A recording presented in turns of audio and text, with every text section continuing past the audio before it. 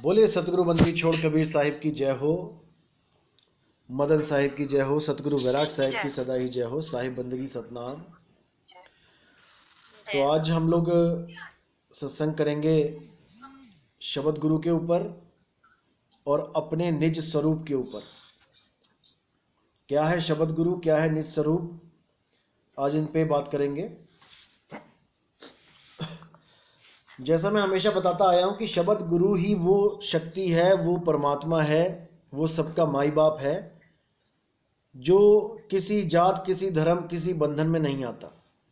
वो हर बंधन से, हर जात से ऊपर है, हर देश से, हर सरकार से ऊपर है। वही सबका मालिक है, वही सबका परमात्मा है। लेकिन उस शब्द गुरु की सही जानकारी ना होने के कारण हम लोग आज तक उसको प्राप्त नहीं कर पाए।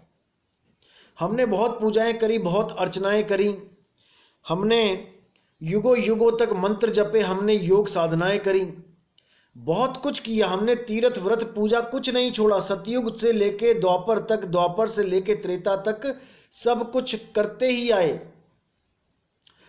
तीनों युगों में हमने भक्तियां करी, हमने ऐसा कुछ नहीं छोड़ा जिसका प्रमाण आपको ग्रंथों में भी मिल जाता है कि कितना कुछ इस जीव ने किया, कितनी बड़ी बड़ी तपस्याएं करी, 21-21 हजार साल, 50-50 हजार साल, क्योंकि उम्रें लंबी होती थी।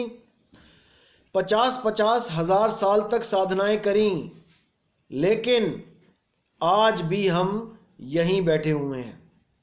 यानी कि हम मुक्त नहीं हो पाए। कुछ ना कुछ तो हमने किया ही होगा भाई, इतने पापी तो हम नहीं थे कि हमने कुछ भी नहीं किया होगा। तीनों युग में कुछ तो किया होगा, मंत्र जपे होंगे, मंदिरों में गए होंगे, तीर्थ किए होंगे, चारों धाम किए होंगे, लेकिन आज भी हम यहीं बैठे हैं। इसका मतलब यह है कि कोई कमी रह गई थी हमारी भक्ति में, हमारी साधना में, जो हमें मुक्ति नहीं मिली। हम आज भी इसी तीन लोक में धक्के खा रहे हैं। क्यों खा रहे हैं? क्योंकि हमने उस शब्द गुरु का भेद प्राप्त नहीं किया। शब्द गुरु आता है इस दुनिया में अपना राज बताने, अपने बारे में समझाने आता है, लेकिन हमारी मत इतनी ऊंची नहीं होती है। हमारी मति, हमारी बुद्धि का लेवल इतना ऊंचा नहीं होता है कि हम उसकी बातों को समझ पाएं। जैसे धर्मदास जी को 100 बार समझाया गया ज्ञान, मूल ज्ञान 100 बार समझाया, लेकिन धर्मदास जी के समझ में नहीं आया। इसीलिए साहिब ने एक कहानी बना के उसको समझाने की कोशिश करी कि एक कहानी सुनाता हूं, शायद इससे ये समझ जाए। इसीलिए बोला साहिब ने, धर्मदास ये जग बौराना और कोई न जाने पद निर्वाणा, यही कारण में कथा पसारा। कारण भी बता दिया साहिब ने कि अनुराग सागर की कहानी मुझे क्यों सुनानी पड़ी। यही कारण में कथा पसारा, इन सब से कहिए राम ने आरा। यानी जितने भी राम की पूजा आज तक की गई हैं, ये सब वो राम नहीं है जिस राम के द्वारा हमें मुक्ति मिलेगी। जिसके लिए साहिब ने बोला, सेवा को दो ही भले, एक संत एक राम, और राम है दाता मुक्ति का, संत जपावे नाम। संत का काम क्या है? आपको सही नाम से जोड़ देना, आपको उस सच्चे राम से जोड़ देना। और मुक्ति कौन देता है? वो सच्चा राम देता है। किसी संत के हाथ में नहीं है कि वो आपको मुक्ति दे सके। जितनी अफवाह आज तक उड़ाई गई, फैलाई गई कि गुरु मुक्ति दे देगा, गुरु से प्रेम करो, गुरु मुक्ति नहीं दे सकता।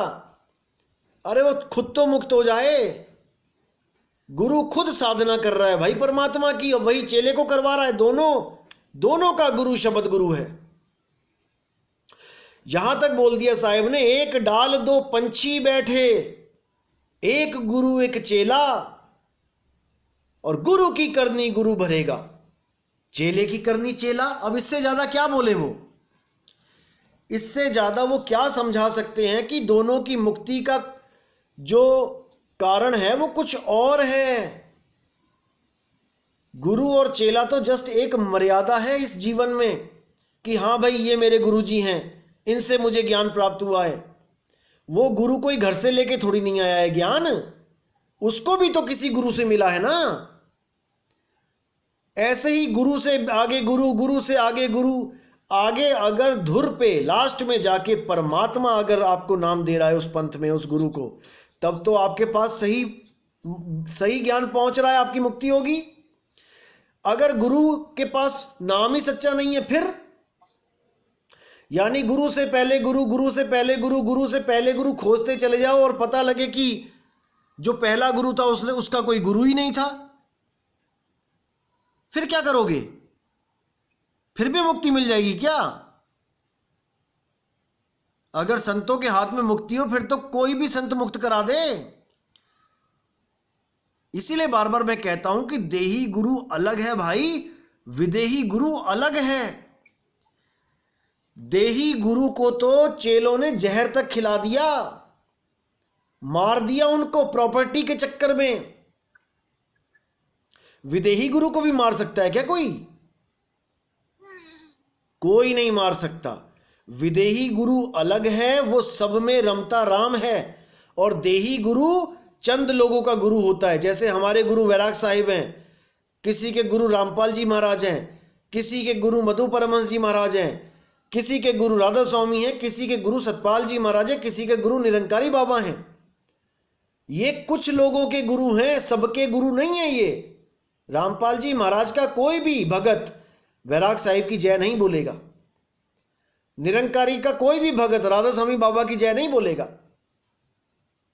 लेकिन हर पंथ का बच्चा, हर पंथ का जीव, हर पंथ का शिष्य परमात्मा की जय बोलेगा। चाहे वो किसी पंथ से भी जुड़ा हो, वो परमात्मा की जय बोलेगा। तो वो परमात्मा है सबका गुरु, जिसके साथ कोई भेदभाव नहीं करता। उसको अल्लाह कह लो, उसको गॉड कह लो, उसको वाहिगुरु कह लो, उसको रब कह लो, उसको राम कह लो, रमता राम कह लो, वो सब एक ही हैं। उसको कोई गलत नहीं बोलेगा। मुसलमान भी कह देता है हाँ रब अल्लाह वाहिगुरु एक है, मुसलमान भी कह देते हैं कई बार। सिख भी कहते हैं राम अल्लाह वाहिगुरु एक है, हिंदू भी कह देते हैं हाँ भाई अल्लाह वाहिगुरु एक है। तो वहां पर किसी को कोई दिक्कत नहीं है, क्योंकि वो राम रमता राम वो सबका गुरु है। लेकिन कोई मुसलमान ये नहीं कहेगा कि ईसा मसीह सबका गुरु है, वहां पे अटक जाती है गाड़ी उसकी। कोई हिंदू नहीं कहेगा कि मोहम्मद साहब सबके गुरु हैं, क्योंकि ये देही गुरु हैं भाई। ये कुछ कम्युनिटीज के अपने अपने गुरु हैं, लेकिन जो परमात्मा है वो सब कम्युनिटी का गुरु है, वो सबका परमात्मा है। इसीलिए एक वाणी बोलती है कि जब आएगा बीसम बीसा, ना रहेगा ईसा ना रहेगा मूसा, और राज करेगा जगदीसा। यानी 2020 में ऐसा ज्ञान प्रचार होगा जिसमें सारे भेदभाव खत्म कर दिए जाएंगे। अल्लाह वाहिगुरु सबको एक बता के उस पर उसकी खोज करने की विद्या सिखाई जाएगी। उस वाहिगुरु अल्लाह को बहुत बार सुन लिया कि वो एक है, लेकिन उसको पाया कहां जा रहा है? सब अलग अलग विधियों में फंसे पड़े हैं। कोई कलमा पढ़ रहा है, कोई मंदिर में प्रेयर कर रहा है, कोई प्रार्थना कर रहा है, कोई कुछ कर रहा है। उसकी असली विधि जब तक नहीं समझ में आई कि वो प्राप्त कैसे होगा, जब तक कोई लाभ नहीं होगा उसको एक मान के भी। साईं बाबा ने भी बोला सबका मालिक एक है, तो क्या हो गया? सबका मालिक एक है ये तो सत्य है, लेकिन वो एक है कहां? वो है कौन? वो मिलेगा कैसे? ये भी तो बता दो। साईं बाबा ने कहा सबका मालिक एक है, और आज हम क्या कर रहे हैं? हम साईं बाबा की फोटो पूजने लग गए, हम उनके मंदिर में घंटे बजाने लग गए, लाखों करोड़ों का मुकुट पहना दिया उनको हीरों से जड़ा हुआ। उससे क्या हो गया? वो गरीबी में सारी उम्र काट गए। अब उनके जाने के बाद उनकी मूर्ति पे करोड़ों का मुकुट लगा दिया। उससे क्या हो गया? अगर वही पैसा तुम गरीबों में किसी काम लगा लेते, कोई हॉस्पिटल बना देते गरीबों के लिए, बच्चों के लिए कोई धर्मशाला बना देते जहां पर नादान बच्चे जो अपने जिनके माँ बाप नहीं होते वो बच्चे रहते, कोई बुजुर्गों के लिए आश्रम बना देते, उस पैसे से तो साईं बाबा बहुत खुश होते। बहुत ज्यादा खुश होते साईं बाबा। उनके सिर पे मुकुट रख के मंगतों की भीड़ आ जाती है मांगने के लिए, उससे खुश नहीं है वो। गुरबाणी कहती बिन बोले सब कुछ जानदा और किस आगे कीजिए अरदास। रोज पढ़ते हैं पाठी, रोज पढ़ते हैं सिख मेरे भाई कि बिना बोले वो जानता है, लेकिन आज भी हजारों रुपए देके अरदास करवाते हैं। गुरबाणी क्या बोल रही है? पढ़ रहे हैं, सुन रहे हैं, रोज सुन रहे हैं, लेकिन समझ नहीं रहे हैं बाणी क्या बोल रही है।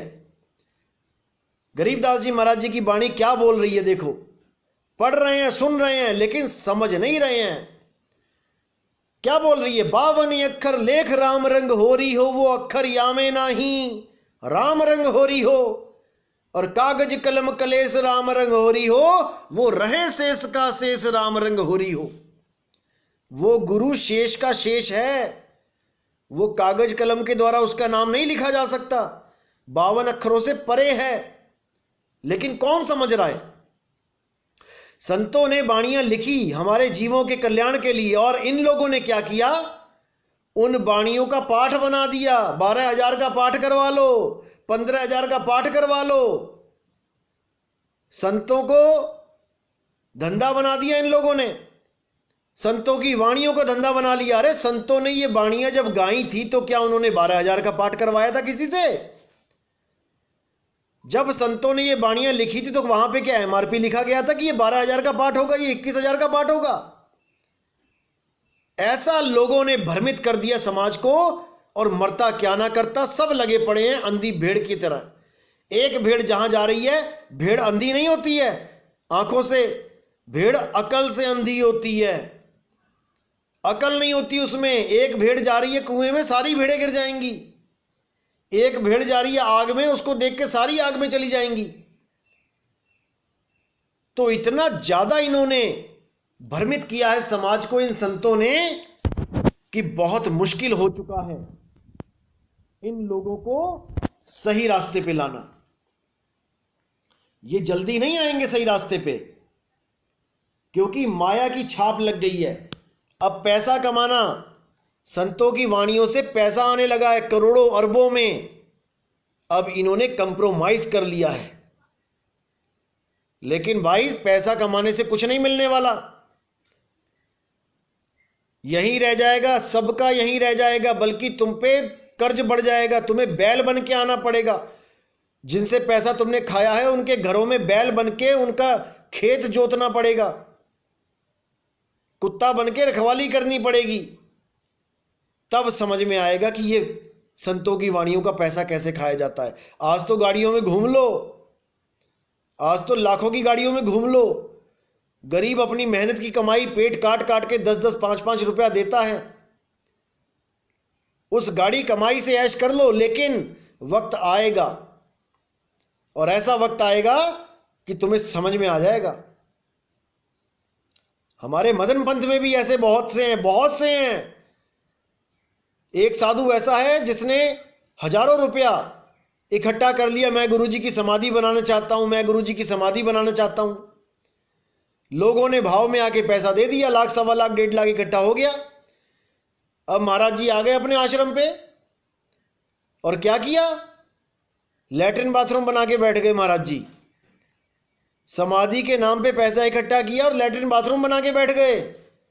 अब जब भगत पहुंचे उनके आश्रम पे कि गुरुजी आपने इतना पैसा इकट्ठा किया था, समाधि कहां है, हम दर्शन करना चाहते हैं, फोटो खिंचवाने आए हैं साथ में गुरुजी की समाधि के, तो समाधि तो है ही नहीं। समाधि कभी गड्ढा खुदवाया होगा समाधि के लिए, नींव के लिए, तब तो बनेगी वो। लैट्रिन का गड्ढा खुदवा दिया उन्होंने महाराज जी ने। तो उनको क्या लगता है कि ऐसे क्या पच जाएगा ये पैसा? अरे नहीं भाई, भगत के अन्न में बड़े बड़े दांत हैं, और भजेगा तो पचेगा, नहीं तो फाड़ देते आते हैं। ये तुम्हारी आंतें फाड़ेगा वो पैसा जो तुमने हड़प कर लिया है। कबीर साहब तो वैसे ही मंदिर मस्जिद के खिलाफ थे, समाधियों के खिलाफ थे। उन्होंने कब कहा कि तुम किसी गुरु के नाम पे समाधि बनाओ? उन्होंने तो हर चीज का खंडन किया। लेकिन मदन साहिब के पंथ में भी समाधियां चैन नहीं लेने दे रही हैं। अरे 100 गुरु खत्म हो गए तो 100 समाधियां बन जाएंगी, फिर तो कब्रिस्तान लगेगा, आश्रम कम लगेगा। तो इन समाधियों के चक्कर में नहीं पड़ना है। शब्द गुरु तुम्हारे घट में विराजमान है, तुम्हारा गुरु समाधि में नहीं है। वो तो एक शरीर था, वो चला गया, मिट्टी में मिट्टी मिल गया। तुम्हारा गुरु तुम्हारे दिल में जीवित है सदा सदा के लिए। तुम्हारा गुरु तुम्हारे दिल में जीवित है सदा सदा के लिए। उस गुरु को याद करो, उस गुरु से प्रेम करो, ना कि समाधियों से प्रेम करो। तो इसको अच्छी तरह समझना है। जब तक ये नहीं समझा, जब तक बात नहीं बनेगी।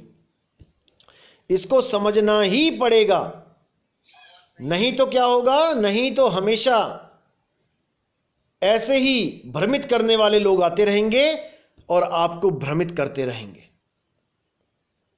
तो साहिब ने साफ बोला, गुरु करो जान के, पानी पियो छान के। गुरु को अच्छी तरह परख लो, समझ लो कि जिसको मैं साधु को गुरु बनाने जा रहा हूं, वो साधु गुरु बनाने लायक है भी कि नहीं। नहीं तो तुम्हारा भी शोषण करेगा वो। क्योंकि जो बिगड़ा हुआ है वो बिगड़ा ही रहेगा, वो सुधर नहीं सकता, चाहे भले वो साधु बन जाए। जब तक वो अपने आप को सुधारेगा नहीं, कोई ऐसी शक्ति नहीं जो उसको सुधार सके।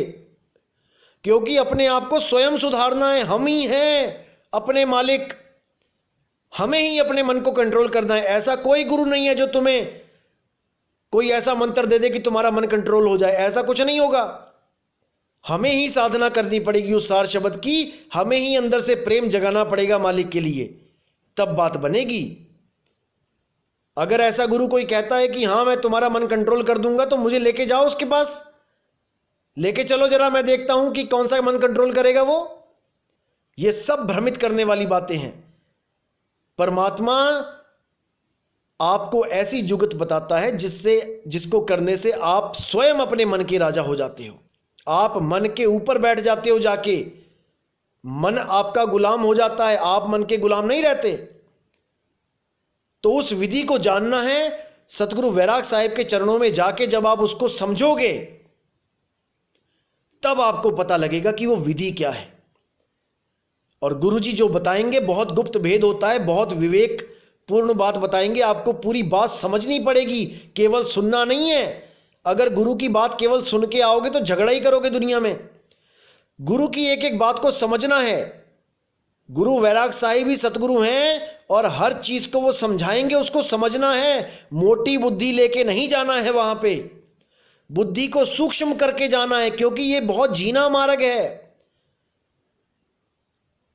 ऐसे भी मोटी बुद्धि वाले लोग हैं जो गुरु वैराग साहिब के पास जाते हैं और उनके कहे को समझ नहीं पाते हैं। सुन तो लेते हैं वो क्या कह रहे हैं, लेकिन समझ नहीं पाते कि उनका भाव क्या है। तो आपने उस भाव को समझना है, तब बात बनेगी, तब बात बनेगी। तो आज का सत्संग यही समाप्त करते हैं और कल 5:30 बजे फिर मिलते हैं। इसी के साथ मुझे विदा करें। जय गुरु बंदी छोड़ वैराग साहिब, जय गुरु बंदी छोड़ मदन साहिब, जय गुरु बंदी छोड़ सतगुरु सत्य कबीर साहिब की सदा ही जय हो। साहिब बंदगी।